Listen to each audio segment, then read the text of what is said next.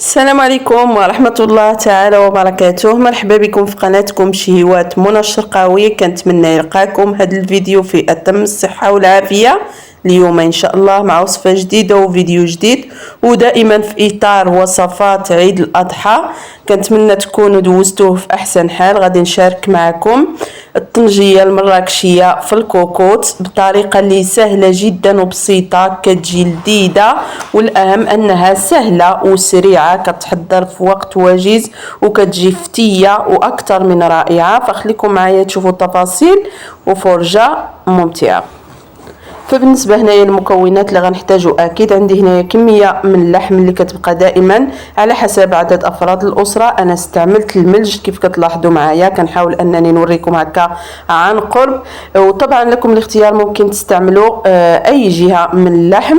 فهنا كناخذوا كذلك واحد 4 ديال الريوسه ديال الثومه اللي غتنقيوهم، اللي ضروري منها واساسيه. غادي نحتاجوا بالنسبه للتوابل ملعقه كبيره ديال الكمون، غنحتاجوا كذلك واحد نصف حبه ديال الحامضه مصيره. انا عندي هنايا جوج انواع، عندي الحامض اللي داير عليه العام، وعندي واحد الحامض اللي كنت وجدته هذه تقريبا شي شهر. صراحه كيجي رائع جدا في الطنجيه، فغير جربوا بهذه الطريقه. هنا عندي نصف ملعقه صغيره ديال السمن مع ضويمه ديال الزعفران شعره. طبعا الا كان عندكم طبيعي فخدموا به كيكون من الاحسن. وعندي ملعقه كبيره ديال القزبر يابس مطحون، وكذلك 4 كاس خليط ما بين زيت النباتيه وزيت الزيتون والماء طبعا اللي ضروري. هنا مباشره غادي نمروا للطريقه ديال التحضير، بما ان الطنجيه مراكشيه في الكوكوت صراحه بديل عفوا الطنجيه الحقيقيه حتى في الكوكوت كتجي لذيذه بزاف.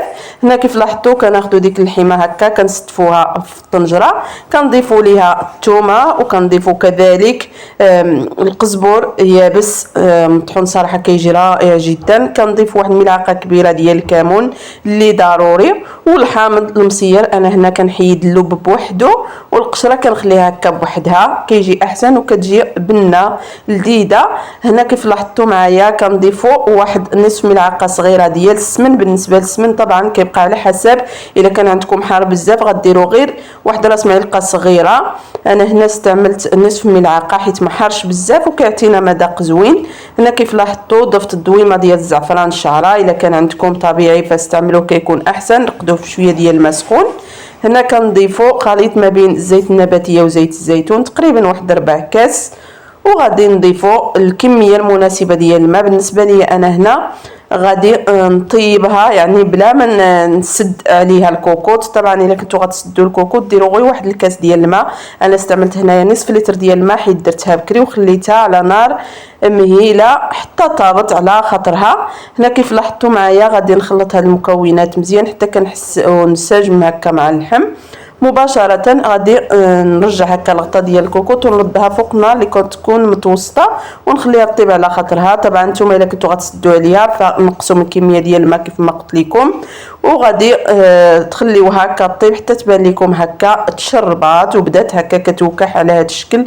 كيف كتلاحظوا معايا انا هنا كانت طابت، فقط هنا نقصت عليها نار مهيله وخليتها هكا كتشرب مزيان. هاد التتبيله صدقوني راه كتجي زوينه بزاف ولذيذه، واهم حاجه انها سريعه. كيف لاحظتوا معايا طريقه اللي بسيطه كطيبوا كلشي دقه واحده، وفي نفس الوقت كيف لاحظتوا معايا راه ما فيهاش البصله ولكن كتجي معلكه وكتجي فتيه هاد اللحيمه وكتجي لذيذه بزاف. هنا كيف لاحظتوا معايا انا هنا خليتها حتى تشربات مزيان، وهاد اللحم كيبان لكم بقات فيه غير ديك الزويته الدغمر يعني. والا كنتو باغيين هكا اللحيمه تحمروها واحد شويه فممكن، اما الا كنتو باغيين تخليها غير كتوكح وكتشرب ديك المريقه تخلي لكم غير ديك الزويته هكا خاتره، فكتطفيو عليها وكتقدموها مباشره على هذا الشكل. كيف لاحظتوا معايا انا كنقدمها بهذه الطريقه هذه. لاحظوا معايا راه بقات غير ديك الزويته فقط، يعني راه اللحم طاب ورجع فتي بزاف على هذا الشكل. كيف لاحظتوا معايا كنخويها هكا في طبق التقديم وكنقدمها مباشره. صراحه انا ما زينتها ما درت ليها حتى شي حاجه، كيف ما طابت هكا خويتها في الطبسيل وقدمتها. راه فعلا كتستحق التجربه، الحمى كتجي لذيذه فتيه كيف غتلاحظوا معايا. طريقه كيف لاحظتوا معايا اللي سهله بزاف وبسيطه. كنتمنى انكم تجربوها. غير هو احتفظوا غير على التتبيله باش تحصلوا على نفس المذاق.